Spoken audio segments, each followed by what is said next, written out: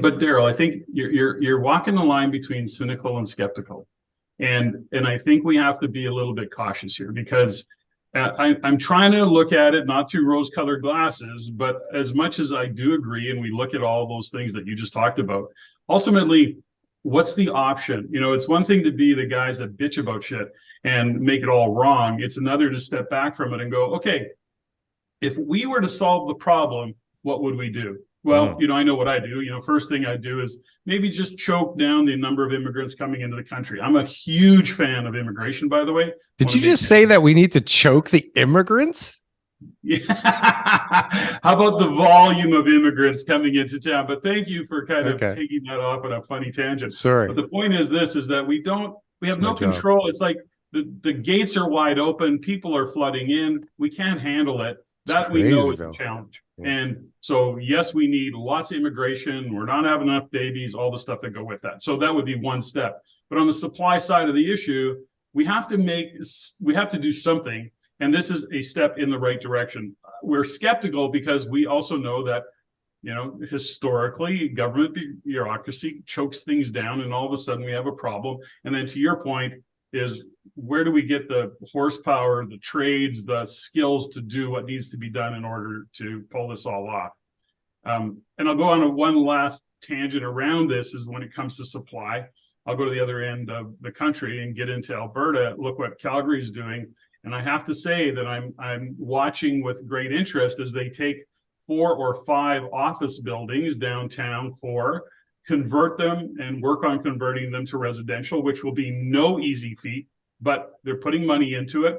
But you know what they're doing with that? They're kind of killing 2 birds with 1 stone, because they're literally taking 1 million square feet plus of office space off the table and adding to the residential side of things. So it's an interesting initiative. I think that if anybody could do it, it will be Calgary. So, you know, there are things that are happening. And again, we can't just sit back and bitch about it. If we have to be able to offer better solutions. That's all. I agree. The thing is that on the surface, to people that don't understand how things work, they sound like solutions. But when you actually know what it takes to convert a office building, which an office building is built wider and deeper than a residential building more often than not, which means you have all this undesirable, unsaleable space left over in the middle of most of these things.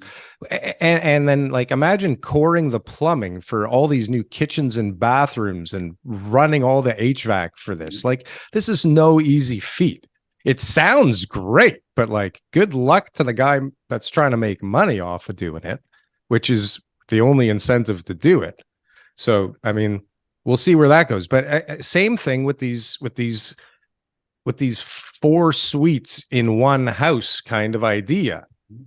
So what do we get? Do we get new subdivisions that are like townhouses full of 4plexes now? Think about it. It's legal. I don't think it's that widely. Legal? I don't think it's that widely spread, but just picture what it would look like over 50 years. You know, right? Like laneway houses. Like, eventually, every laneway will have. Where are the prices though? By the time the balance comes, I'm just saying, eventually things. So they have to make changes that are going to help us for the future. So this is just one step in the right direction. As people there has go, to be initiatives, you know, and I think one small step for man. Let's put it this way: it's a move forward. Here's how I look at it. Because I'm looking at things through an investor lens, which is most people are looking at it through a first-time home buyer or next-time home buyer lens, and I'm looking at it as an investor lens. So if as an investor, I'm looking at what's going on in the real estate market, you know, what some of the fears investors have, you know, will I have tenants? Will I be able to get it rented out? Will it appreciate? Is the housing in a bubble? You know, all of these questions that investors ask themselves because they're tying up capital. You know, I look at it from an investor point of view and I go, what a great time to be an investor. Although credit is tightening, more difficult to get those mortgages, more difficult to find deals. You know, oh gosh, I can't cash flow. All of that has some degree of truth to it. But when you get into a level of sophistication, they're all easily worked around. My point is this. From an investor point of view, this is a great time to be investing. And given what's going on in the world, given what's going on in the global macro, And when we talk about money and policy and all of the things that are happening, what a great place to put capital, which is real estate. And I'm still a big believer in having that as a part of your portfolio. Big time. Yeah. And it just adds to that. And I totally agree. I don't think that this is like the end users are all celebrating because they get to go and buy a property that they can convert. It's investors are now going to be motivated. And yeah, some of them are not going to make money, Daryl, but like, does every investor make money every time? No, you learn from your mistakes and you grow.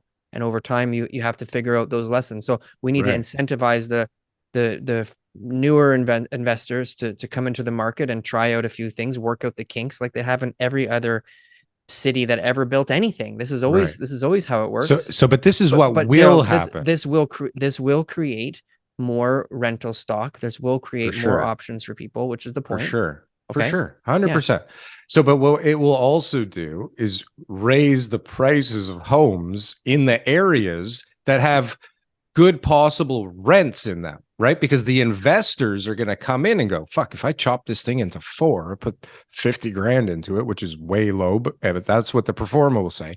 I can chop this thing up and I can do this and I can cash flow and boom, I can pay a little more than this guy because, I mean, there's no inventory for the investors to buy. They got to figure out a way to buy something.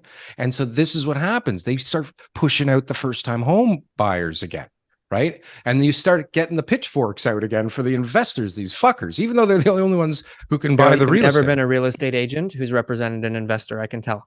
Because investors never want to pay more than anybody else. No, but it doesn't matter. They have a way to, right? Because they can value the property a little differently and they can buy things that maybe weren't even for sale, right?